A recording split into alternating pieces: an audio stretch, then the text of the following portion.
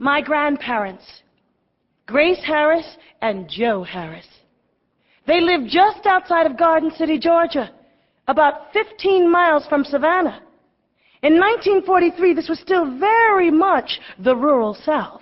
Their house, which sat way up near the top of Rossignol Hill, was surrounded on 3 sides by sugarcane fields. In 1943, my grandparents had 5 children, ranging in age from 6 months old to 10 years old. My mother was the oldest. Early one morning, Granddaddy sat at the kitchen table, savoring his last cup of Maxwell House, and then he left for work at the shipyard.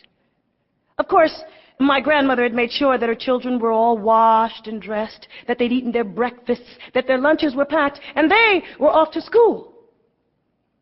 My great-grandmother, Grandmama's mother, whom everyone called Mama, she sat at the kitchen table smoking her pipe.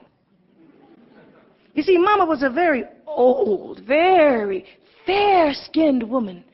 She had 2 long white braids that hung way down past her shoulders. She liked to wrap them round her head.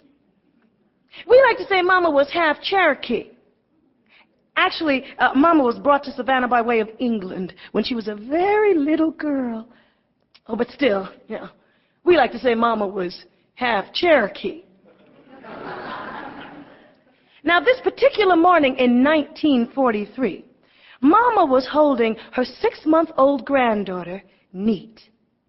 Neat was a plump baby, chocolate brown, with a big round face and dimpled cheeks. Oh, she had luscious lips and a head full of curly black hair. Oh, Neat looked up at Mama with those big, round, black eyes. Oh, Neat. Neat was special. Now, with her morning chores accomplished, my grandmother could leave for work. Her job was keeping the house of a rich white woman in Garden City, Mrs. Ambrose.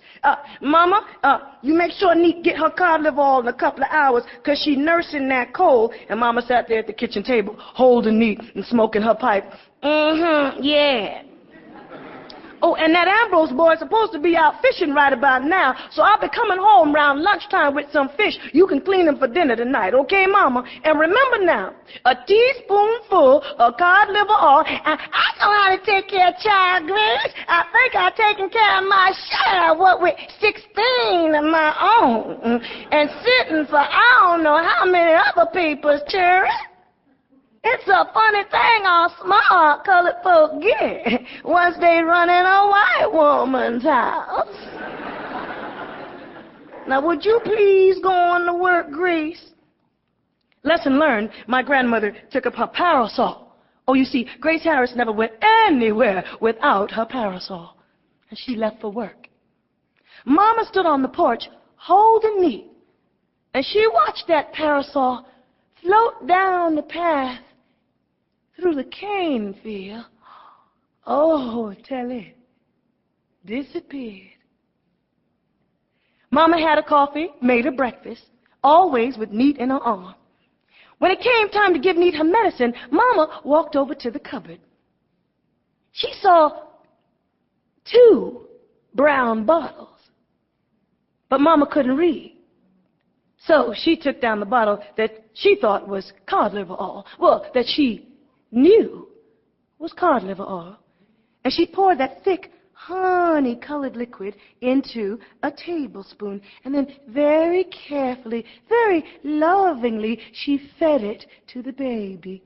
Oh, Neat lapped it up. And Mama souped up the excess that dripped out the side of her mouth with a spoon and made sure that the baby swallowed every last little bit of it. And then she sat in her rocker overlooking those cane fields, and she rocked Neat to sleep. After a while, she put Neat to bed, and she went on about her chores. Now, around noontime, Grandmama returned carrying a bundle wrapped in newspaper. Hey, Mama, look at here. Woo, that Ambrose boy sure was lucky today. Gave us about 8 catfish. I tell you, that boy can fish. Where money? To keep listening to this audiobook for free, click the link in the description. It will take you to a free Audible trial where you can listen to this and many other books for free for 30 days.